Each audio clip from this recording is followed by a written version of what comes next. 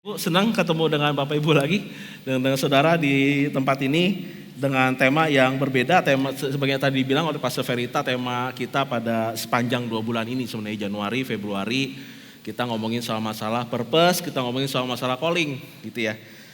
Dan sebenarnya di 2 bulan ini ada satu kitab yang sebenarnya kita mau dalemin gitu ya. Kalau di surat pengembalaan itu kita akan ngomongin soal masalah kitab Filipi gitu ya.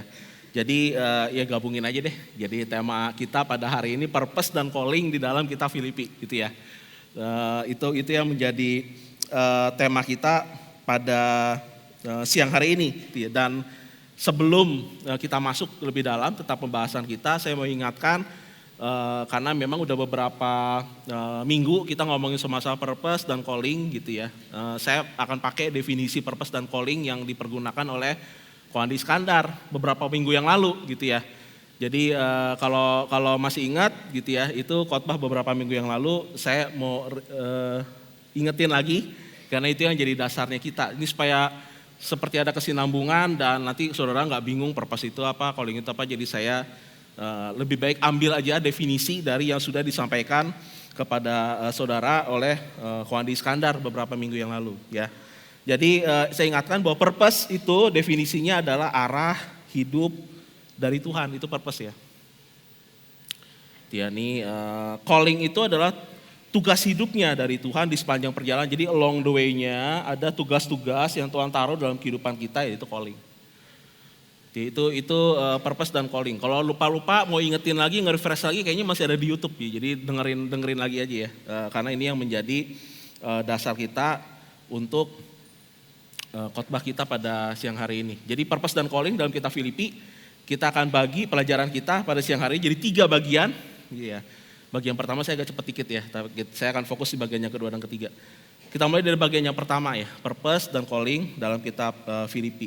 Kita belajar sama-sama, terutama dari satu tokoh yang bernama Paulus. Ini kitab Filipi ini unik, sedikit pembahasan tentang kitab Filipi sebagai backgroundnya kita Filipi ini unik sebenarnya. Kitab Filipi itu dikenal sebagai kitab yang namanya kitab sukacita. Nah, jadi gampang ngapal ini ya.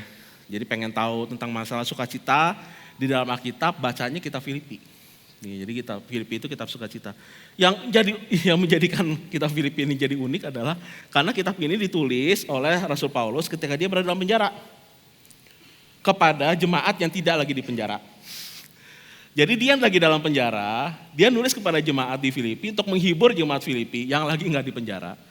Dan dia bilang kamu harus bersukacitalah senantiasa. Ini agak lucu juga ya, kebalik kayaknya harusnya. Harusnya yang di penjara itu yang dihibur ya. Kamu harus kuatkan hatimu, teguhkan hatimu, cobaan datang ke dalam kehidupanmu. Karena kamu lagi di penjara, kamu mesti kuat ya. Kan harusnya kan gitu ya, yang ngasih penghiburan yang di luar penjara kepada yang lagi dalam penjara. Tapi kita Filipi ini kebalik nih, yang lagi dalam penjara yang ngasih penghiburan buat mereka yang ada di luar penjara. Jadi itu kitab Filipi, kitab sukacita. Jadi makanya kenapa banyak pelajaran yang bagus mengenai masalah sukacita yang tidak terkait dengan keadaan itu kitab Filipi. Tetapi fokus utama kita pada saat ini nggak lagi ngomongin sukacitanya ya, mungkin nanti next time ya kalau nanti kata temanya muncul ya kita akan ngomongin ke arah situ. Tetapi kita lagi ngomongin soal masalah purpose dan calling dan belajar dari satu tokoh Rasul Paulus dan fokusnya memang di kitab Filipi. Oke, kita mulai ya. Filipi 1 ayat 12 sampai dengan ayat yang ke-14. Filipi 1 ayat 12 sampai 14 saya bacakan dengan cepat kepada saudara, ada di depan ya. Oke. Aku menghendaki saudara-saudara supaya kamu tahu bahwa apa yang terjadi atasku ini justru telah menyebabkan kemajuan Injil, sehingga telah jelas bagi seluruh istana dan semua orang lain bahwa aku dipenjarakan karena Kristus. Dan kebanyakan saudara dalam Tuhan terlalu beroleh kepercayaan karena pemenjaraanku untuk bertambah berani berkata-kata tentang firman Allah dengan tidak takut. Itu ya. Ini ayatnya, dan ini ayatnya sekali lagi cukup unik karena ini ditulis ketika Paulus ini dalam penjara. Dia tahu tujuannya dia mau menyebarkan Injil, tapi pada saat ini sepertinya tujuan itu terhalang. Karena dia tuh dibatasi oleh dinding penjara gitu. Dia dibatasi nggak bisa bergerak gitu ya. Ini apakah menyebabkan purpose-nya, apakah menyebabkan calling-nya itu hilang. Nah ini yang mau kita bahas. Ya. Sebelum masuk ke situ ya, ilustrasi dulu ya. Kebanyakan nih ya, Kebanyakan ya, ekspektasinya kita. Kalau lagi ngomongin purpose, ekspektasinya kebanyakan orang, purpose itu, ekspektasi itu seperti GPS. Kita tuh maunya kayak begitu gitu. Kayak lagi Google Map gitu ya. Kan udah sering pakai ya Google Map ya. Ekspektasi kita, purpose itu modelnya kayak Google Map. Modelnya kayak begini lah, bisa diputerin gak ya audionya ya? Google Map. Dalam 200 meter, belok kiri. Belok kanan setelah lampu merah. Tetap di jalur selama 3 km. Tujuan ada di depan mata. Jangan belok, tetap lurus. Jangan belok. Salah jalan, putar arah. Kan sudah dibilang putar arah. Bandel. Anda salah jalan, putar arah. Nakal ternyata, putar arah. Nah, kebanyakan ekspektasi kita modelnya kayak gitu. Ada suara yang ngasih tahu kita belok kiri, belok kanan, berapa lama nyampe tempat tujuan. Pengennya kayak gitu. Diarahin kemana gitu ya, kapan sampainya. Kalau salah jalan ada yang ngomel-ngomel. Kayak orang cerewet, salah jalan gitu ya. Reroute gitu ya, kayak gitu modelnya. Ada yang panik gitu ngasih tahu kita. Gitu ya. Kita kan pengennya kayak begitu kan. Tapi pada kenyataannya, saya nggak bilang bahwa Tuhan nggak bisa begitu ya. Karena pada beberapa praktek, pada beberapa peristiwa dalam kehidupan saudara, bisa jadi Tuhan ngasih perintah yang spesifik modelnya kayak begitu. Gitu. Dan beberapa orang tertentu mungkin mengalami modelnya kayak begitu. Dikasih tahu detail banget dia mesti ngapain, harus kemana, detail gitu. Tapi pada kenyataannya, purpose itu bisa jadi nggak kayak GPS modelnya. Tetapi purpose itu modelnya justru jadi mirip kayak kompas. Tuhan ngasih kita arahnya. Dia nggak GPS, kompas. Dia kasih kita petunjuk arahnya. Mengarah kemana, menghadap kemana, tapi nggak dikasih tahu detailnya. Nggak ada step langkah-langkahnya, berapa lama saya harus berjalan, berapa lama saya nyampe ke tujuan gitu kan ya. Belok kiri, belok kanan, dia kasih, tapi dia ngasih kita petunjuk, kamu arahnya ke sana. Arah hidup kamu ke sana, perjalanan kamu menghadap ke sana. Dan itulah kenapa ada kalanya Tuhan bisa begini loh. Kita berpindah dari titik A ke titik B, Tuhan gak ngasih tahu why-nya.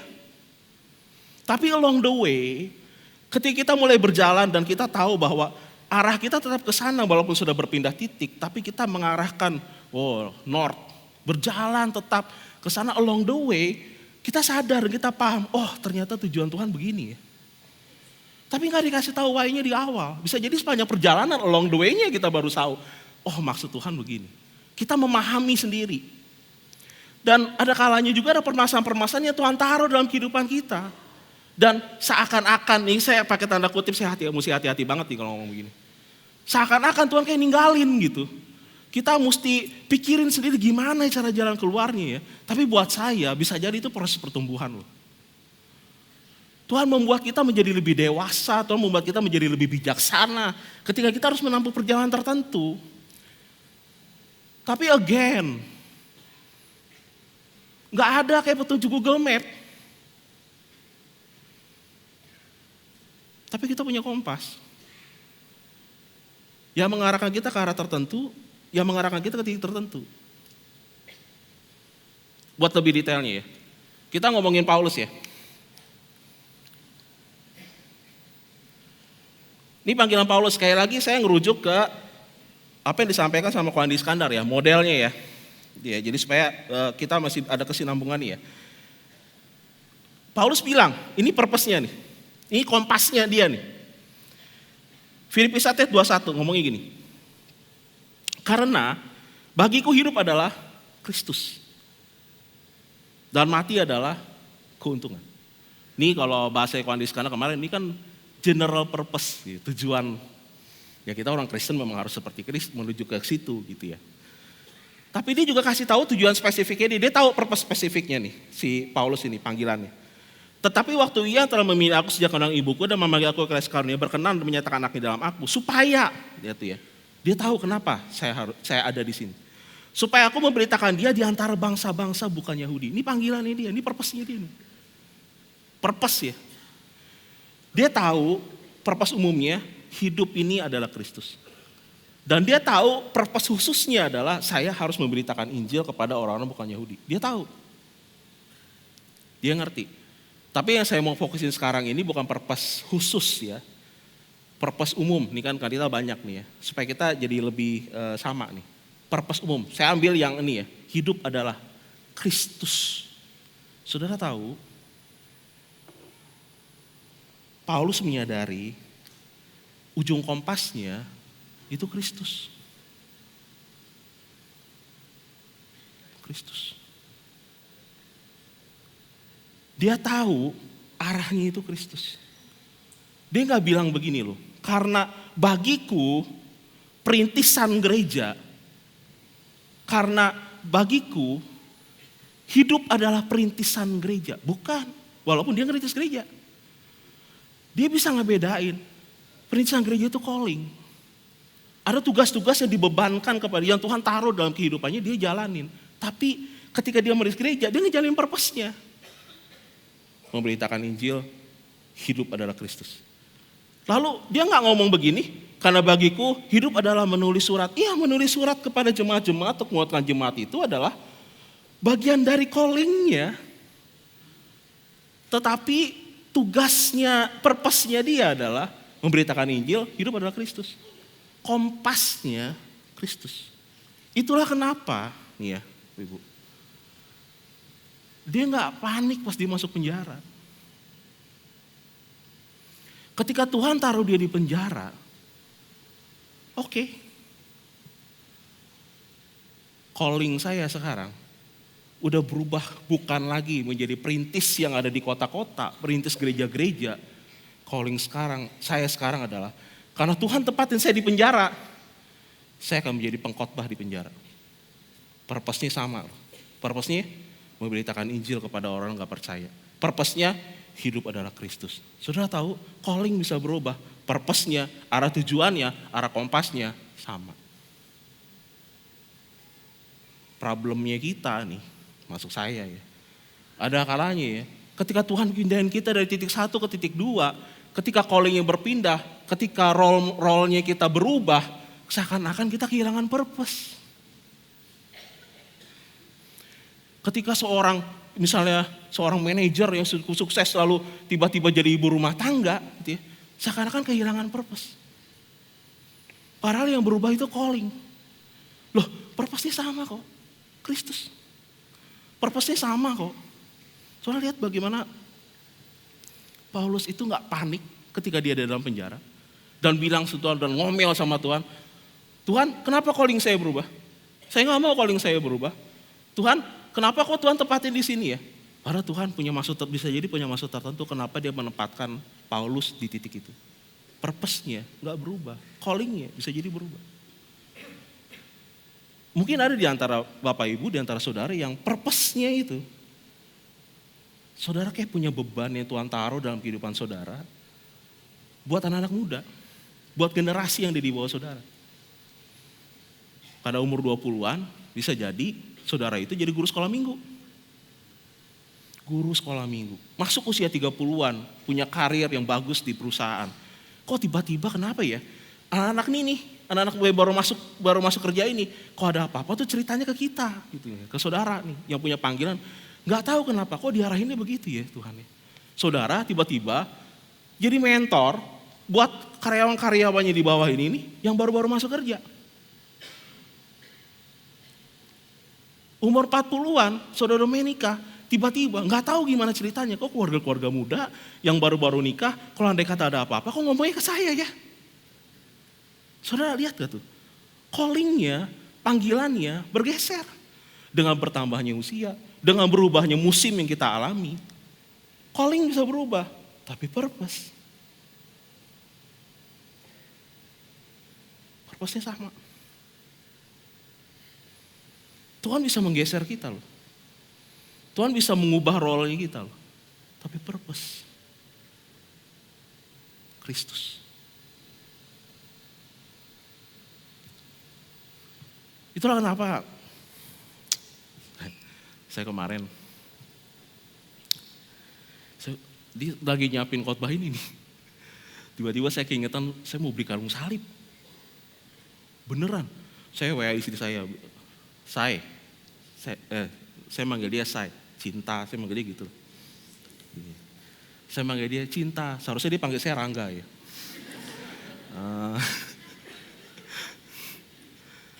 Lalu tiba-tiba, ini gak ada hujan, gak ada angin, tiba-tiba saya ngomong ke dia, aku mau beli kalung salib Pak. Dia bingung, tumben-tumben, kenapa tiba-tiba kepikiran mau beli kalung salib gitu ya.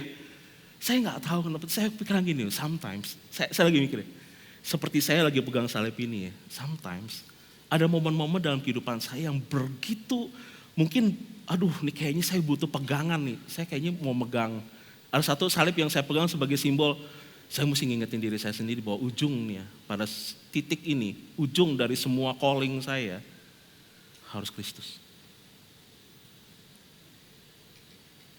Harus Kristus. Makanya saya bilang, kayaknya saya pengen punya salib yang bisa saya pegang gitu. Karena I have to remind myself, saya mesti ngingetin diri saya sendiri bahwa semua perjalanan hidup saya ini larinya harus Kristus.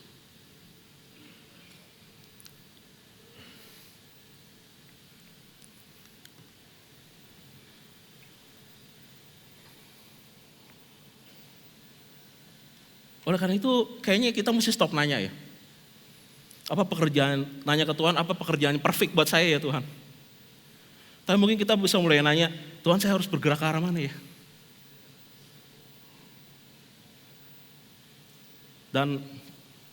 Tapi gini loh, tapi bagaimana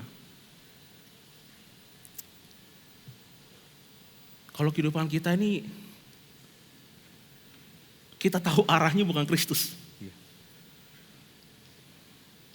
Kalau kompas kita nih, saya tadi pakai kompas kan.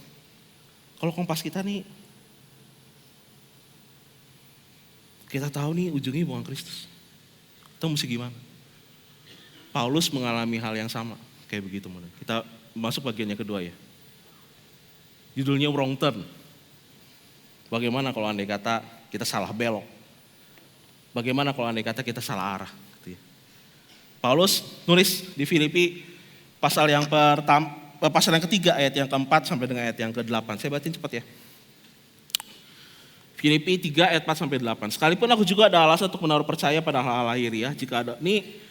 Ini Paulus lagi cerita CV-nya dia ya. Keren nih ya. Ini saudara kalau nyari bibit, bebet, bobot, ini Paulus lagi kasih tahu CV-nya dia. Jika ada orang yang menyangka dapat menaruh percaya pada hal lahiriah, aku lebih lagi disunat pada hari ke-8. Ini lagi ngomongin apa? Saya berasal dari keluarga yang background-nya oke, rohani. Papa, mama, keluarga cemara, rohani nih keluarganya.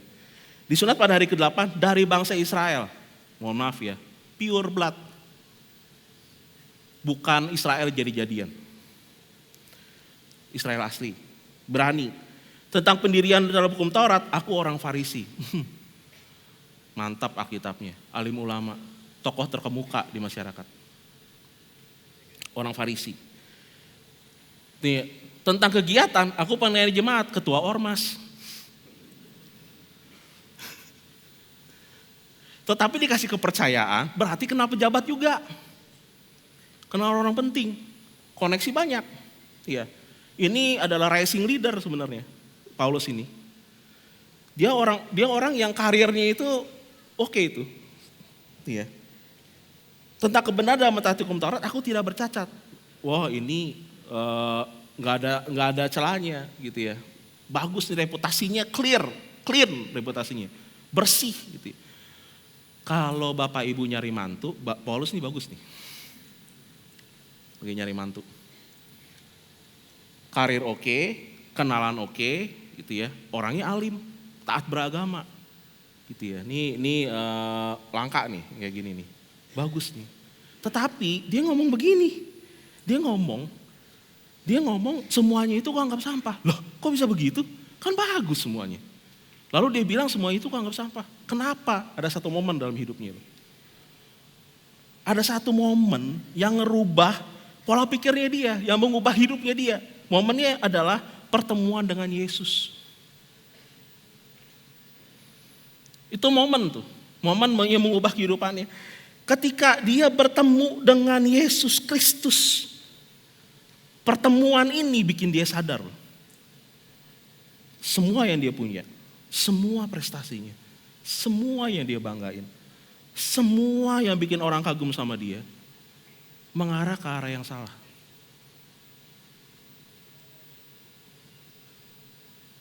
Pertemuan dengan Yesus membuat dia sadar. Dia nulis di Filipi 3:7-8. Dia bilang begini. Tetapi apa yang dahulu merupakan keuntungan bagiku. Untung ya, profit. Kelebihan. Sekarang aku anggap rugi, loss. Coba. Karena Kristus. Malahan segala sesuatu aku anggap rugi. Karena pengenalan akan Kristus Yesus Tuhanku lebih mulia daripada semuanya. Oleh karena dialah aku telah melepaskan semua itu dan menganggapnya sampah supaya aku memperoleh Kristus.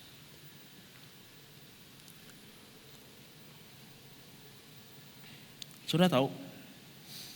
Ini dia lagi nulis begini ya. Lagi nulis perkataan ini.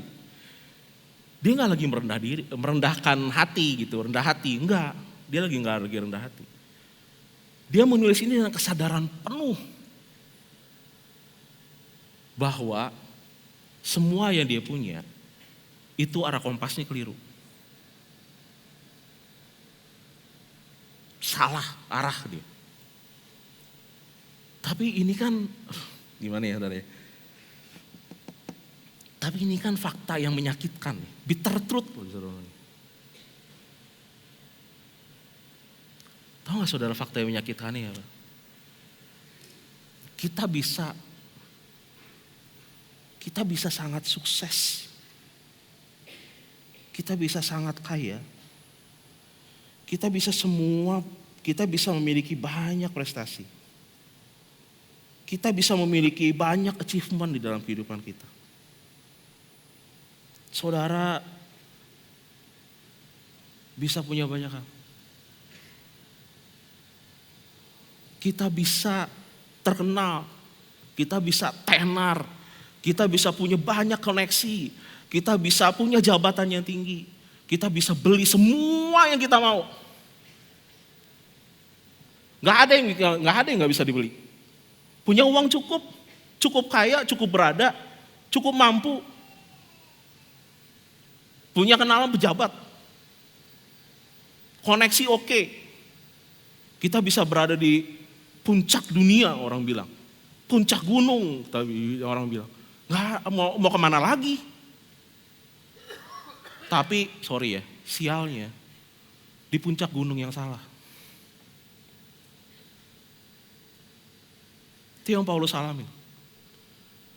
Ketika dia sadar, semua saya punya, CV oke, tapi dia sadar, achievement saya dibangun di arah yang salah. Kita bisa punya banyak hal loh. Tapi kalau menuju ke arah yang salah, sampah. Kalau andai kata kompas kita nih, nunjuknya gak ke Yesus Kristus. Kalau andai kata kompas kita nih, nunjuknya bukan ke arah Kristus. Dan kita gak lagi bergerak ke arah Kristus, saudara boleh punya semua. Saya boleh punya semua. Tapi kalau kata Paulus ya, apa artinya?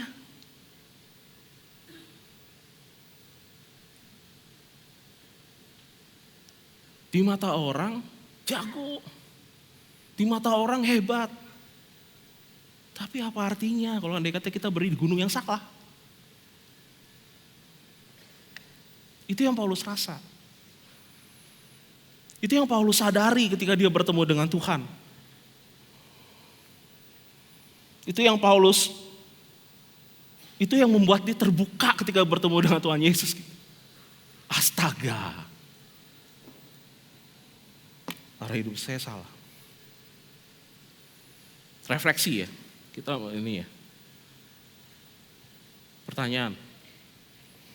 Apakah pencapaian kita saat ini mengarahkan kita ke Tuhan apa enggak? Apakah ujung dari perjalanan hidup saya pada saat ini itu mengarahnya ke Yesus apa enggak? Ini cuma bisa kita yang jawab loh. Pikirin deh. Ini kita lagi berjalan nih, menjalani kehidupan kita sekarang kan. Apakah saat ini langkah demi langkah yang saya jalani itu ujungnya Tuhan tuh. Ujungnya saya ngelihat salib dan saya semakin mendekat ke situ. Saya diubahkan semakin intim bertemu dengan pribadinya Yesus Kristus. Ke arah situ enggak? Kalau enggak, kayaknya ada yang salah loh sama panggilannya kita, sama purpose-nya kita. Kompasnya nunjuk ke arah yang keliru.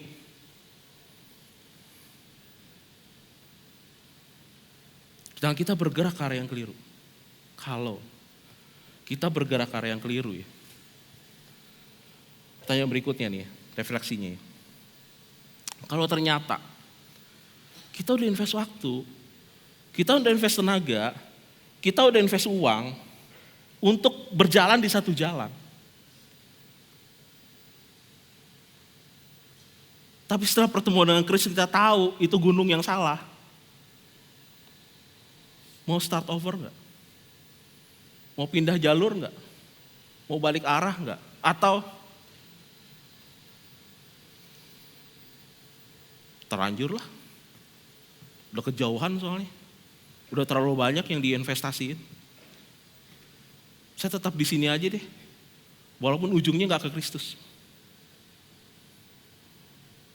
Itu kan opsinya kita. Pilihannya kita. Dan Paulus menghadapi opsi ini dalam hidupnya.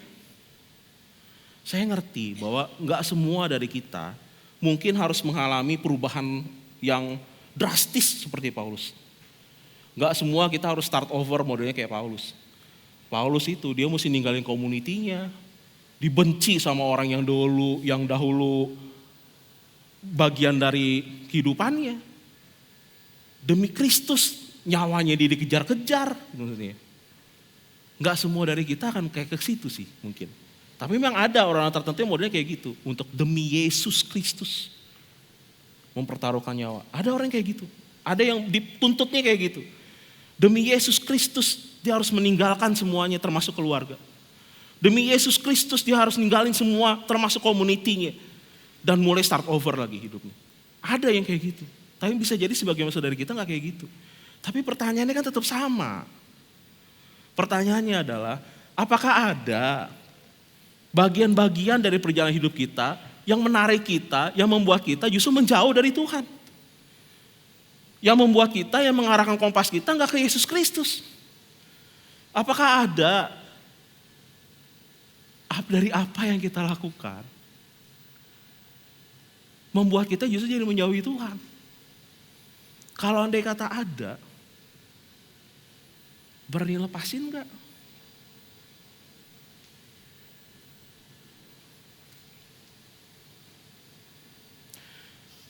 Tadi satu hal yang saya tahu, ya, Tuhan bisa mengubah satu hal yang gak baik menjadi kebaikan. Kejadian pasal, ini contoh dari Yusuf ya. Yusuf juga jadi tokoh yang waktu itu dibahas sama Kondi Iskandar ya. Kejadian 50 ayat yang ke-20 ngomong seperti ini. Memang kamu telah mereka-rekakannya aja terhadap aku. Tetapi Allah telah mereka-rekakannya itu kebaikan dengan maksud melakukan seperti yang terjadi sekarang ini, itu memelihara hidup suatu bangsa yang besar. Saudara tahu, purpose-nya Yusuf, ini yang khotbahnya Pastor Kondi Iskandar ya, saya cuplik ya, jadi supaya kita ini nih agak ada kesinambungan. Purpose-nya Yusuf, purpose khususnya Yusuf adalah memelihara satu bangsa yang besar. Purpose-nya. Tapi start kehidupannya kayaknya ada yang salah. Dia dijahatin orang. Purpose-nya itu memelihara satu bangsa. Tapi awalnya startnya kayaknya ada yang keliru gitu loh. Di perjalanan kehidupannya. Dia dijahatin sama orang. Tapi ketika akhir dia ngelihat polanya gitu. Bagaimana Tuhan menjaga dia. Lihat tuh ya. Kadang-kadang memang purpose itu gak kayak GPS. Along the way, dalam perjalanan dia memahami dan dia menyadari bahwa memang, dia ngomong ke saudara-saudaranya, kamu telah mereka-rekakan yang jahat terhadap aku. Tetapi Tuhan mengubahnya untuk kebaikan. Dia paham, dia sadar, makanya gak ada dendam dalam hidup. Tuhan mengubahkan itu. Saudara, kita bisa jadi sekarang ada di jalan yang salah. Mengarah ke arah yang salah. Mengarah ke arah yang keliru. Gak deket Yesus Kristus. Gak menuju Yesus Kristus. Gak bikin dekat ke Yesus Kristus. Tapi percaya deh, bahwa Tuhan bisa mengubahkan apa yang telah kita jalani. Ketika kita berubah, Tuhan bisa pakai itu juga. Di tempat yang baru, di purpose yang baru. Contoh Paulus. Paulus itu ahli Taurat. Orang Farisi. Jago loh dalam kan dia dididik di dalam kitab suci. Ketika dia di tempat yang baru, saudara, dia di tempat yang baru, purpose-nya sekarang Yesus Kristus, dulu kan bukan. Ketika dia nulis surat kepada jemaat, itu doktrinnya, teologianya, suratnya, mantep. Itu dari mana? Hasil didikan yang lama, tempat lama. Tapi Tuhan ubahin.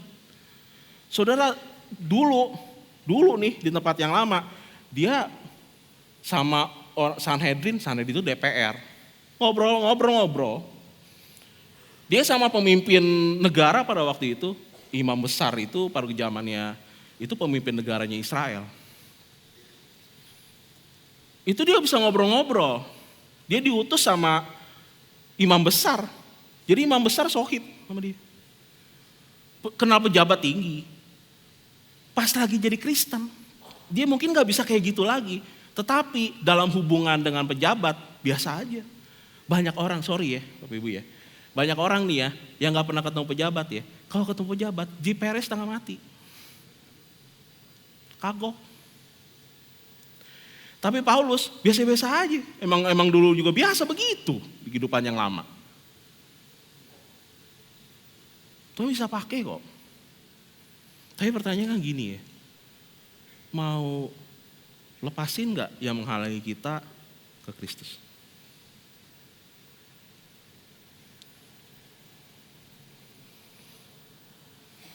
Yang kedua ya. Yang ketiga, terakhir, saya cepat sedikit, trade off. Ini penting juga. Filipi 3 ayat 7 dan 8, saya ulang lagi ya. Filipi pasal 3 ayat 7 dan 8, tetapi apa yang dahulu merupakan keuntungan bagiku, sekarang kuanggap rugi karena Kristus. Malahan segala sesuatu kuanggap rugi karena pengenalan Kristus Yesus, Tuhanku lebih mulia daripada semuanya. Oleh karena dialah aku telah melepaskan semuanya itu dan menganggapnya sampah supaya aku memperoleh Kristus. Paulus melepasin semua untuk memperoleh Kristus. Ini pertanyaan buat kita, itu kan Paulus. Ya. Tapi kan ini pertanyaan buat kita nih. Seberapa berharganya Yesus Kristus buat saudara dan buat saya? Paulus ketika diperhadapkan pilihan, dia ngelepasin semua. Bagi beberapa orang, pilihan Paulus itu rugi. Banyak yang harus dilepasin Paulus. Mungkin beberapa orang, kalau andai kata Paulus itu teman saudara ya, mungkin bisa jadi beberapa dari kita bilang, lu tuh bego banget ya.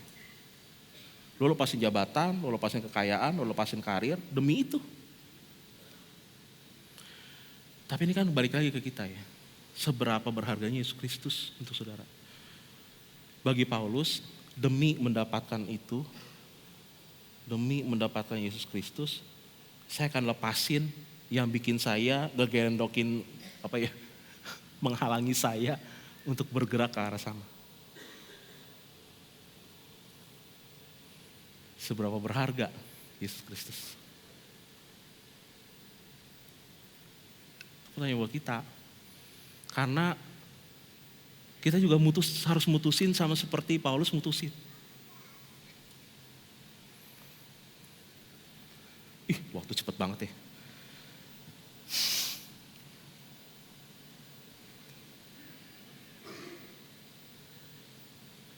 Yang Paulus ngomongin pengenalan ya, bukannya tahu loh ya. Pengenalan Kristus berarti punya hubungan dengan Yesus ya. Saya nih ya, Kalau memang kita mau mengenal Yesus Kristus, punya hubungan dengan Yesus Kristus, kayaknya kita mesti redefinisi ulang sukses deh. Kita mesti redefinisi ulang suksesnya. Kesuksesan itu apa sih sebenarnya? Kayaknya kita mesti redefinisi. Kalau tujuan akhir adalah Yesus Kristus, ini sorry ya, Bapak Ibu. Saya kemarin tuh ngobrol-ngobrol sama satu anak muda. Terus kita ngobrol-ngobrol dan di obrolan kita, saya ngomong gini, jangan salah ya, mata Tuhan itu ngelihat sesuatu yang punya nilai kekal. Yang diincer sama Tuhan itu sesuatu yang bisa bertahan di kekekalan, sampai kekekalan. Sampai ngelewatin masa hidup kita di bumi ini. Itu yang diincer sama Tuhan. Mohon maaf ya, duit, saya nggak yakin duit itu termasuk. Uang bisa dipakai oleh Tuhan untuk menghasilkan nilai yang punya nilai kekekalan. Tapi bukan uang, nilai kekekalan itu bukan uang. Kalau kamu ngincer uang, kayaknya jangan-jangan Tuhan gak kasih kamu uang. Bingung kan? Bingung sama. Saya juga yang ngomong bingung. Karena gini, kalau Tuhan ngincer kekekalan, lalu kita sibuk ngincer yang sementara, lupa akan yang bernilai kekal. Menurut saudara, Tuhan kasih apa kagak? Kagak.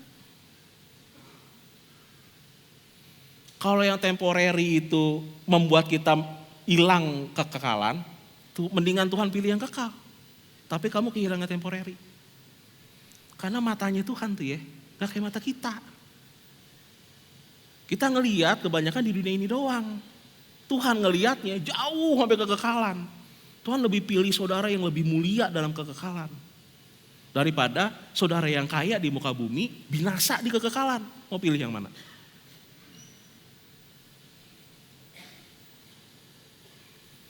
Matanya Tuhan itu beda sama matanya kita. Bagi Tuhan, pengenalan akan Dia itu bisa jadi penting banget.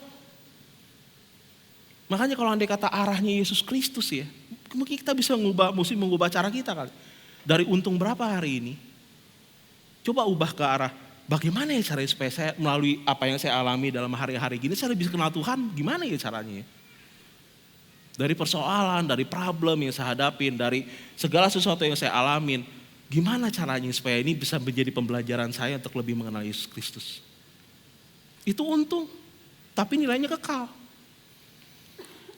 Dari saya ngelakukan, dari ini berapa banyak achievement saya ya, kayaknya mungkin bisa dirubah kali ya. Dari saya ngelakukan seberapa banyak, pertumbuhan saya ke Tuhan itu berapa banyak ya. Pengalaman saya Tuhan itu bisa memperkaya saya lebih gak ya, dari apa yang saya lakuin dan kerjain. Itu punya nilai kekal. Dan dari yang mana yang membuat saya lebih sukses. Jadi pertanyaannya jadi berubah, mana yang membuat saya lebih mengenal Yesus Kristus itu yang mana ya? Karena kita kan berjalannya kan melihat ke salib Kristus. Kompasnya kita kan ngarahnya ke Yesus Kristus.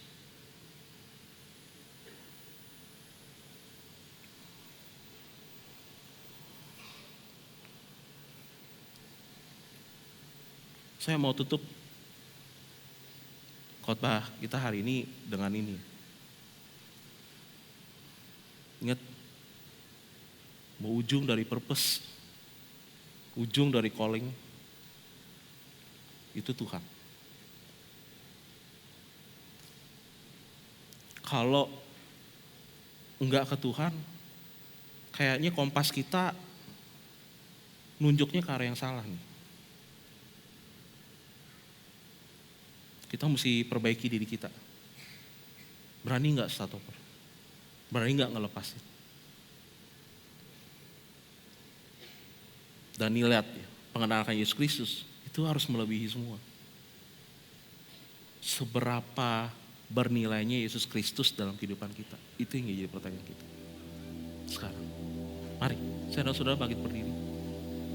Kita mau merenungkan firman Tuhan pada siang hari ini.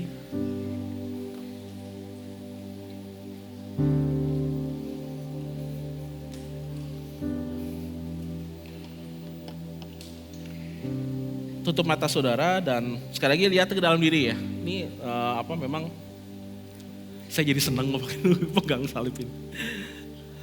Tadi pagi saya pegang Kompas. Lebih lebih mengingatkan ya. Tanyain kepada diri sendiri ya. Ini di permenungan kita nih hari ini. Jadi enak tuh habis firman Tuhan tuh begini ya, kita mesti ngecek kerohanian kita gitu. Ngecek posisinya kita gitu. Karena firman itu cermin, kita berkaca. Jadi jangan ngelihat kiri dan kanan dan jangan pikir nih kayaknya khotbah bagus buat dia nih, bagus buat dia. Tapi coba ngelihat ke dalam. Ini termasuk ke saya. Ini khotbah ini juga negur saya, bukan cuma negur saudara ya. Tapi ini khotbah juga ngingetin ke saya. Saya nggak perfect juga saudara.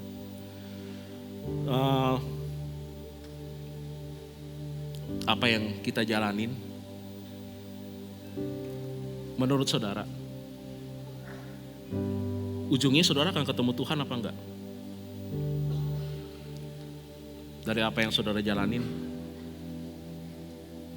ujungnya saudara makin cinta Tuhan apa enggak? Dari apa yang saudara jalanin, ujungnya saudara makin dekat sama Tuhan apa enggak?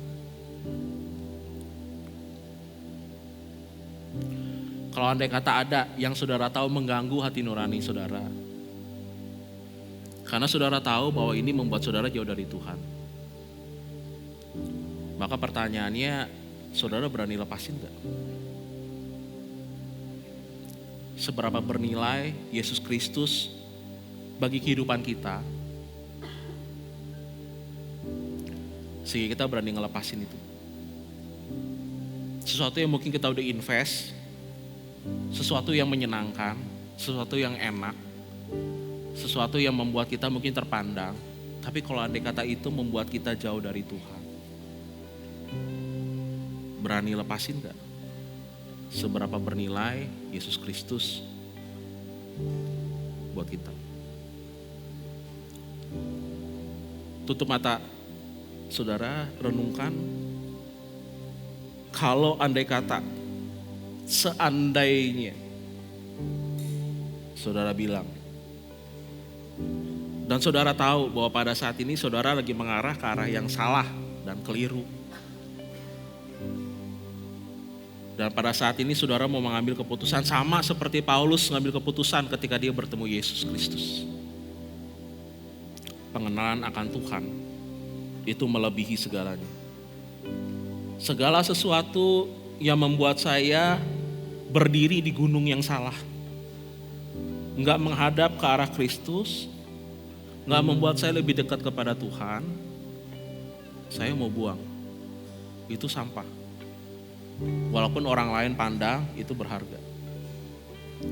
Kalau itu hati saudara bisa jawab nih. Kalau saudara tahu itu dan Tuhan ingetin itu dalam hati saudara pada saat ini, silakan ambil komitmen saudara. Mana yang saudara pilih? Kalau pada saat ini saudara milih Yesus Kristus, ini adalah saat di mana saudara akan bilang kepada Tuhan, saya percaya Tuhan ada di sini kok. Dan saya percaya Tuhan ada di depan saudara. Ngomong sama Tuhan pribadi, bilang sama Tuhan, Tuhan Engkaulah segalanya. Engkaulah segalanya. Saya akan berjalan menuju Engkau, saya berjalan mengarah kepada Engkau. Engkau adalah segalanya. Bilang sama Tuhan, Engkau adalah segalanya. Engkau adalah harta tak ternilai, gak bisa diganti, gak bisa dibayar. Saya akan tukar. I will trade off. Saya akan tukar. Semua yang membuat saya, yang menghalangi saya untuk berjalan ke arah Engkau, saya akan tukar dengan Engkau. Saya akan barter. Karena buat saya nilai Tuhan itu ngelebihin semua yang saya lepasin. Kalau itu adalah saudara, saat ini silakan berdoa kepada Tuhan. Silakan datang kepada Tuhan, silakan bilang kepada Tuhan, Tuhan, ini aku. Ini komitmenku kepada Tuhan. Kalau pada saat ini saudara mau menjadikan Yesus Kristus sebagai arah kehidupan saudara, angkat tangan saudara. Angkat tangan itu tanda berserah. Paskan semua. Bilang sama Tuhan, Tuhan itu nomor 1 dalam kehidupan saya. Bapak Surgawi, pada saat ini kau lihat setiap hati, kau lihat setiap tangan, engkau lihat setiap mata yang terarah kepada Tuhan. Bapak, ini adalah kerinduan hati dari jemaat Tuhan.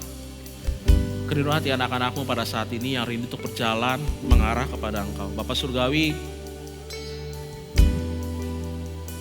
aku percaya bahwa Engkau adalah Allah yang ada bersama-sama dengan kami pada saat ini. Dan Engkau melihat ketulusan, Engkau lihat motivasi, Engkau lihat hati dari tiap orang yang ada di sini, yang rindu untuk betul-betul bersekutu bersama-sama dengan Tuhan, berjalan bersama-sama dengan Tuhan. Karena mereka rindu bertemu dengan Engkau dalam kehidupan mereka, Bapak Surga. Pada saat itu aku berdoa di dalam nama Tuhan Yesus Kristus. Bapak kuatkan, berkati. Dan aku percaya ada tuntunanmu yang luar biasa juga terjadi dalam kehidupan mereka. Kami menyerahkan setiap di antara kami ke dalam tangan-Mu ya Aba Bapa. Kami bersyukur karena kami tahu kami punya Allah Immanuel. Kami bersyukur karena kami tahu kami punya Tuhan yang besar. Dan kami bersyukur karena kami tahu kami punya Tuhan yang menyelamatkan kami, yang jauh lebih berharga di atas segalanya. Terima kasih Bapak Surgawi. Terima kasih Tuhan.